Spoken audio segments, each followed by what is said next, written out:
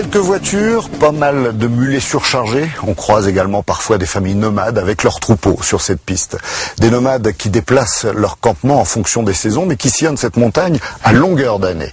Les plus célèbres dans cette région, ce sont les Aïtata, aussi paisibles que discrets aujourd'hui, mais qui par le passé se sont révélés être de redoutables guerriers.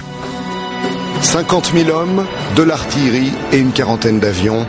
L'armée coloniale française avait mis les moyens pour obtenir la reddition des Aïtata, qui dans les années 30 refusent toujours l'autorité des Français dans leurs montagnes. Les tribus tiendront 1 mois et demi, 1 millier d'hommes seulement, des femmes et des enfants qui ne capituleront que le 25 mars 1933. Une lutte acharnée, un fait d'armes dont leurs descendants sont toujours très fiers dans ces montagnes que ce peuple de nomades n'a finalement jamais quitté.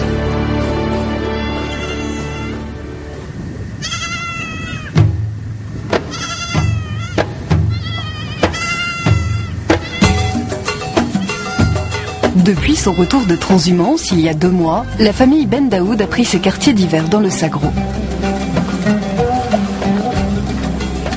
Mais au mois de novembre, à 2000 mètres d'altitude, les nuits sont froides. Il faudra repartir plus au sud dans quelques jours. C'est l'avantage d'être nomade. Des arrière-grand-mères aux petits-enfants, 4 générations vivent et voyagent ensemble. Depuis la mort de son père il y a 1 an, c'est Moa qui veille sur le campement. Grâce à la soupe de maïs préparée par sa fille Eto, toute la famille pourra tenir jusqu'au repas du soir. Aujourd'hui, c'est Touda qui va garder les chèvres et Aïcha les moutons. Moi, je vais rester ici avec ma mère. On fait ça à tour de rôle. Demain, ma mère remplacera Aïcha. C'est la tradition chez nous. Les hommes ne sont pas des bergers.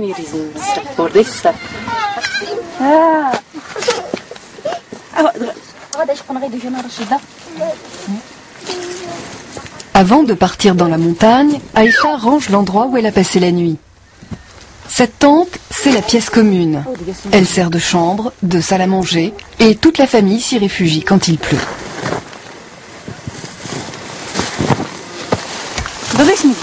Touda, Eto et moi, on dort ici à cause du froid.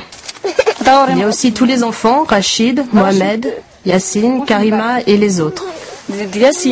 Tous les hommes, eux, ils dorment à l'extérieur.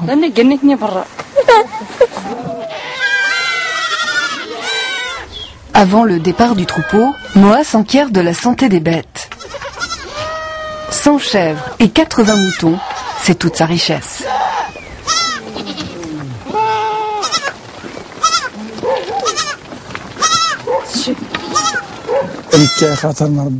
Ici, je suis le plus âgé après Dieu.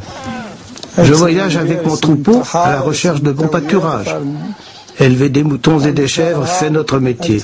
C'était la vie de nos parents, c'est la nôtre aujourd'hui. On vend les moutons pour acheter du sucre, de la farine, de l'orge, de l'huile. C'est comme ça. On voyage l'été vers le nord jusqu'à Azilal et l'hiver au sud vers Zagora. On voyage tout le temps.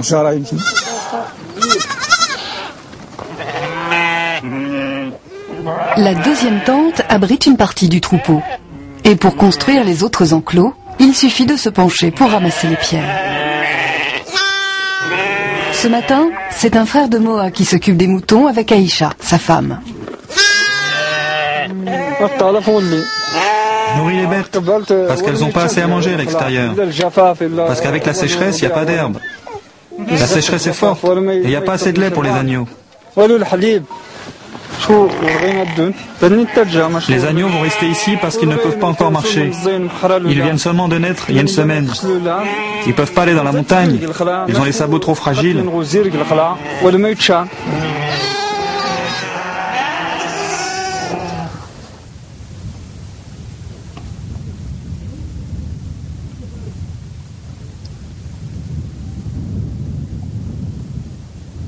Aussi loin que les hommes se souviennent, le Sagro a toujours été le pays de la grande tribu berbère Aïtata.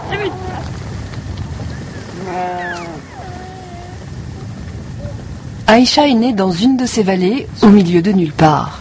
Elle passe toutes ses journées à marcher dans la montagne.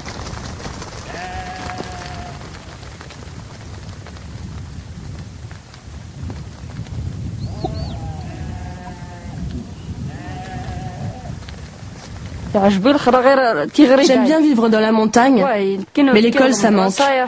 Moi, je ne suis jamais allée à l'école parce que je vivais sous la tente dans le sarro. Et je voudrais bien envoyer mes enfants à l'école. Si je suis illettrée, je ne veux pas que mes enfants le soient aussi. C'est trop difficile. Je vais les envoyer. On pourrait construire une maison à Ouarzazate ou à Nkob en vendant notre troupeau. La vie nomade est belle, mais je veux bien l'abandonner pour permettre à mes enfants d'aller à l'école. Les tentes sont faites avec la laine des moutons et le poil des chèvres. Les femmes restées au campement cardent, filent et tissent de longues bandes pour remplacer celles qui s'abîment. Au fil des ans, la femme de Moa est devenue une experte. Les jeunes, je peux rien leur dire, elles font ce qu'elles veulent. Quand je leur dis d'aller garder les chèvres, elles veulent pas parce qu'il faut marcher. Alors quand elles veulent pas, c'est moi qui le fais. Avec les jeunes, c'est pas comme avant, on peut plus les forcer.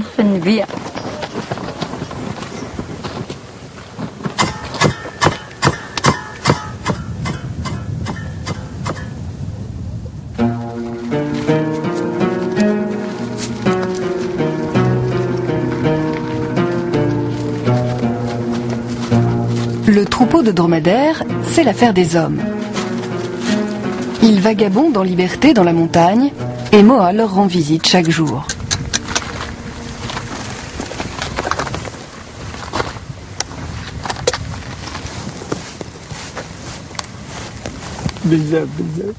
Je viens voir s'ils vont bien, s'ils n'ont pas de parasites dans les yeux, s'ils ont bien mangé, bien bu, et après je les laisse. Si on en prend bien soin, ils peuvent vivre jusqu'à 20 ans. J'y tiens beaucoup. Les dromadaires sont aussi importants que mes enfants. On ne les vend pas, c'est notre patrimoine. On les utilise pour se déplacer d'un campement à l'autre. C'est grâce à eux qu'on transporte la nourriture, le blé et les tentes. Ils ont une grande valeur pour nous.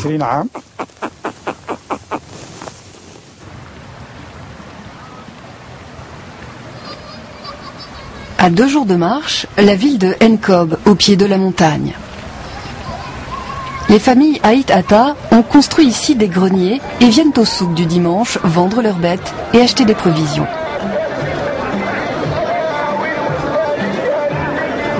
Ichou est le frère de Moa. Il travaille en ville et vient au souk rencontrer les nomades pour savoir où se trouve le campement de sa famille dans la montagne. Bonjour Ichou, comment ça va? Ça va et toi? Bien, merci, ça va. Comment ça se passe dans la montagne? Très bien, Dieu merci, on a eu la pluie. C'est une chance pour l'herbe. Tu as vu Moa? Est-ce qu'il est encore à Tinoyou? Oh, je crois qu'il n'a pas bougé. Ichou ne peut pas arriver au campement les mains vides. Il va apporter des légumes, des dattes et même de la paille pour les bêtes. Ichou travaille à Ouarzazate, mais une partie du troupeau de la famille lui appartient encore. Quand il revient dans le Sagro, il lui faut près de 3 jours pour arriver au campement.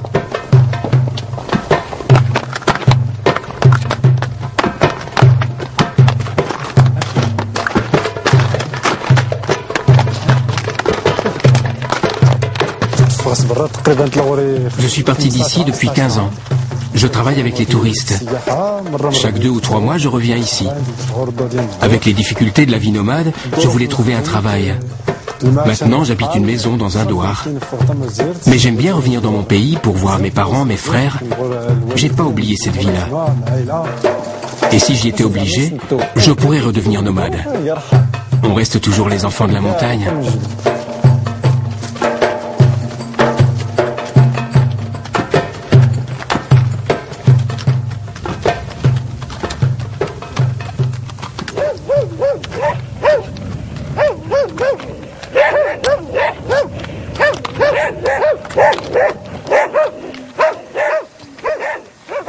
Celui qui vit en ville n'a plus besoin des pierres du désert.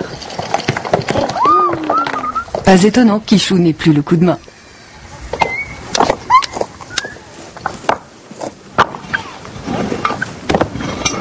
Quand je trouve mes frères en train de travailler, je les aide. Je vais pas rester les bras croisés à les regarder. Des fois, je monte la tente avec eux. Je leur donne aussi un coup de main pour ajouter des pierres sur les enclos. Je participe à la vie du camp.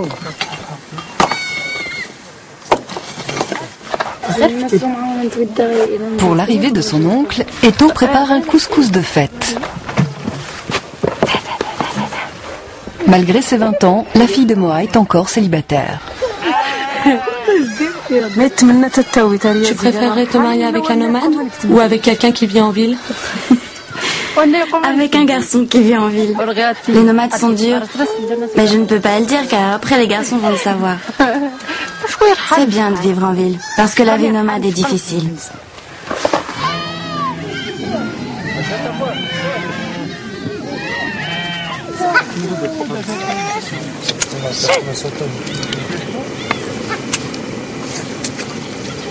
Moa voit en son frère Ichou ce que vont sans doute devenir un jour ses enfants. À se demander s'ils font encore partie du même monde.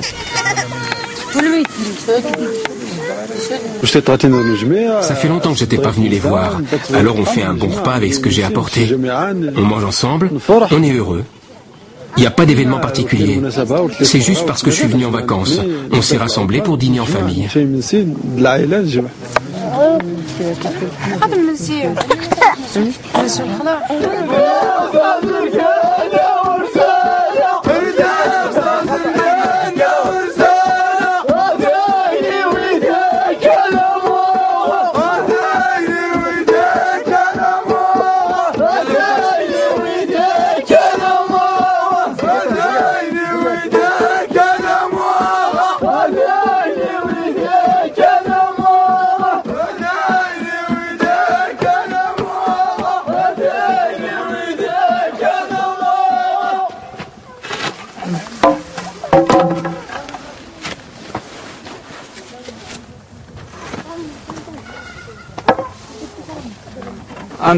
On déménage. On part vers un endroit où il y a beaucoup d'herbes. Il n'y en a plus assez ici.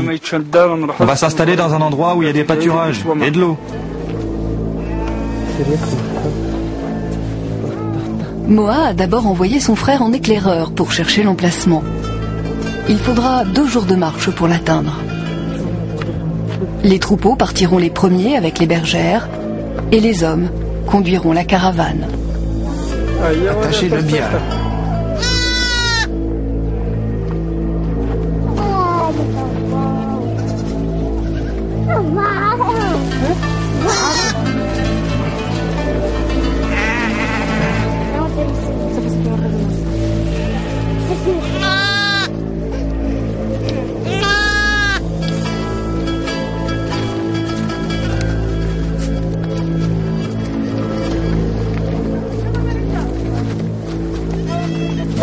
Les Aïtatas sont des nomades.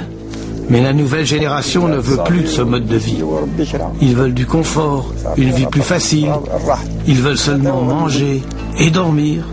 Je regrette que la vie nomade disparaisse. Nous, on a vécu et on continue. Les jeunes, ils feront ce qu'ils voudront.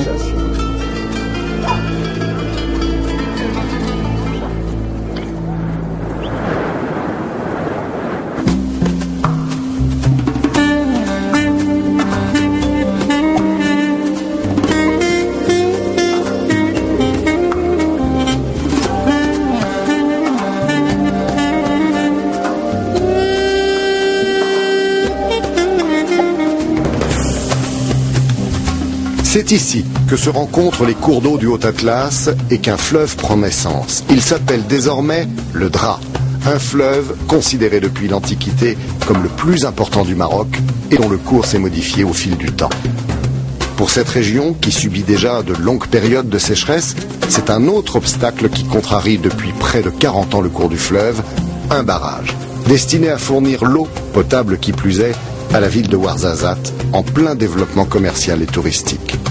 Officiellement, il permet aussi l'irrigation de l'immense palmeraie située en aval. Ainsi, aujourd'hui, le Dra ne s'écoule donc plus de façon permanente et naturelle, et c'est la main de l'homme qui en détermine le flux. Par les temps qui courent, l'irrigation est effectivement un enjeu de plus en plus important. Si ce barrage, c'est la vie, pour les oasis, les palmeraies qui jalonnent le cours du Dra, de l'autre côté de ces montagnes, d'autres murs, d'autres ouvrages se dressent pour alimenter un autre type d'agriculture qui a fait la renommée du Maroc au-delà de ses frontières. Nous, on a vécu et on continue. Les jeunes, ils feront ce qu'ils voudront.